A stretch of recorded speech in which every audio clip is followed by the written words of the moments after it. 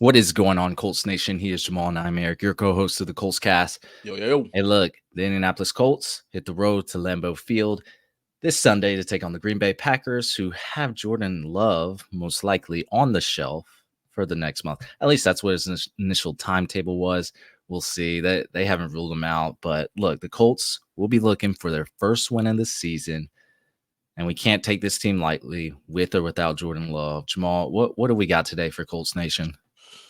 Coming at y'all again with some more bold predictions and what we think is going to happen during this game right here for us. A little, it's kind of like a little pregame show for us, but not so much pregame. Just what we think is going to go down in here, this game. But before we get into it, y'all know the drill. Go and hit that like and subscribe button. Drop a comment below. Let us know what you think about these predictions for the shoe. Drop that for the shoe below. Drop a prediction below. Let us know how you feel. And make sure the Colts fans, y'all come in heavy for us. Hey, no Texans fans better be listening to this pod, because if y'all doing that, y'all just pocket watching at this point.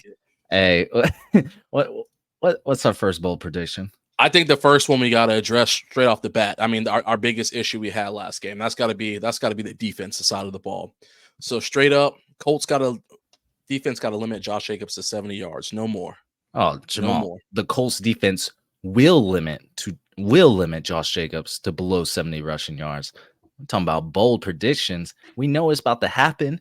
Okay. Look, I know we got demolished by Joe Mixon. I think everyone is not happy with that. And I don't think that's going to happen in week 2. I think with the 99% chance that Malik Willis starts and Josh Jacobs is actually dealing with the back issue as well, this looks like a get-right scenario where Gus Bradley and this defense, they get expunged for the wrongdoings from week 1. They get expunged and shut this running game down, shut this rushing attack down, because Malik Willis loves to take off as well. So let's force Willis to beat us through the air, stack the box. So do the opposite of what we were doing last week with those lighter boxes. This time, we're going to stack the box. We're going to shut down the run game, and we're going to win the game, because we all know Malik ain't beating us through the air. I know we lost Juju Brents for the season, basically. So that was very unfortunate news. That was a shocker to me. Mm-hmm. I didn't even know he popped up on the injury report. Mm-hmm. I didn't hear a blip about it. So, but he must have re-aggravated something in his knee. Look, it doesn't matter who's in our secondary, because Malik Willis ain't beating us. So as long as we shut down that run game, it's not happening. Josh Jacobs goes below 70 rushing yards. I like that. I like that approach. And, this defense got a lot. They got a lot to make up for. Expunge is a strong word. We're going to forget all that. I mean, I don't know if they can do it. If they can do it, we can. Yeah, I can circle back to that. What I'll tell you is this. I mean, first off, these guys, they gotta set the edge. Defense lines set the edge. We could go all day about that. We can't allow Josh Jacobs to do these bounce outs and get to the second level, because clearly that was our weakness last week against the Texans. Now, thinking about Josh Jacobs versus what Joe Mixon did, on paper, they both have 5.3 yards a carry last week. A little scary, but Josh Jacobs only had 16 carries. I think he had 84 yards, some along that nature, versus the Joe Mixon deal. So on paper, yeah, they had the exact yards per carry, but we could definitely hold them to that, hold him below that 70. I'm glad you mentioned the stack of the box, because I was looking at next gen stats for us. And like last week, Joe Mixon had 26.67% of his runs were with eight or more defenders in the box. But Josh Jacobs only had 6.25% of his carries with that many people. So if we can stack the box, keep that number low like that, I definitely think it's super, super feasible that we can hold him to below that 70 yards. Yeah, I look, and we'll probably get more into it with our third bold prediction, but if Malik Willis play, it's an auto win for us. I know I sound super confident with that, but I've watched that man play for the last few years. Anyway, Jamal, what's our second bold prediction? Oh man, all right, second bold prediction for us. Anthony Richardson is going to show off that elite deep ball ability. Not only did he do it last week, but he's going to do it again this week. Showing it off again. Yeah, like, first of all, I'm tired of the haters saying, "Oh, he can only throw deep balls. Watch when he can't do that every game." What kind of criticism is that, Jamal? Like, what are we talking about here? It sounds like haterism. Mm-hmm. That's what it sounds like, because your quarterback can't launch it to Saturn. So you got to hate on that. Anthony Richardson's deep ball game should be, I don't know, at least a few of those bombs he threw last game. We should go. Indianapolis should capture that in a museum somewhere. They were beautiful, perfect picture. It was truly a beauty. And guess what? We're predicting a lot more of that as we go on in the season, but definitely a lot more of that in Green Bay. Look, for starters, our offensive line and the pass blocking department is elite. PFF rated the Colts #1 in pass blocking grade for true pass sets. I love that. Offensive line is doing their job. They're giving Richardson enough time to go through his progressions and make the throw to his guys. Richardson needs all that time because he's got to work on that accuracy, things like that. But Alec Pierce, say what you want about him and whether he's just a deep ball specialist or a one-trick pony. It doesn't matter, because he's one of the best damn one-trick ponies I've ever seen. He's good at his job, and you finally see the value of having a quarterback with a rocket launcher arm and what that can do for him. So Pierce had 2 receptions go over 50+ yards. By the way, Pierce led the NFL. I'm sorry, I almost said led the NFL. He was 3rd in the NFL in week 1 in total receiving yards with 125 yards, right behind Tyreek Hill and Jaden Reed. That says something. I know he only had 3 receptions, but that's just awesome for him. That helps his confidence going into week 2 and the rest of the season. Everybody was talking about AD Mitchell was going to take all his snaps and stuff. See, look at y'all. I told y'all that wasn't going to happen. That's awesome for him week 1. The Eagles, they were able to get a good bit of explosive plays off through the air. A.J. Brown had a 67-yard touchdown. Devontae Smith and Dallas Goedert, they both had catches of 20+ yards. We could very well see Richardson get enough where he gets a big play or 2 off and put this team on the scoreboard very easily. I also expect AD Mitchell to get going in week 2. As a commenter pointed out in our last episode, he got open a lot. And he was just getting, those overthrows, underthrown, things like that. So 3 times where Richardson couldn't connect with them.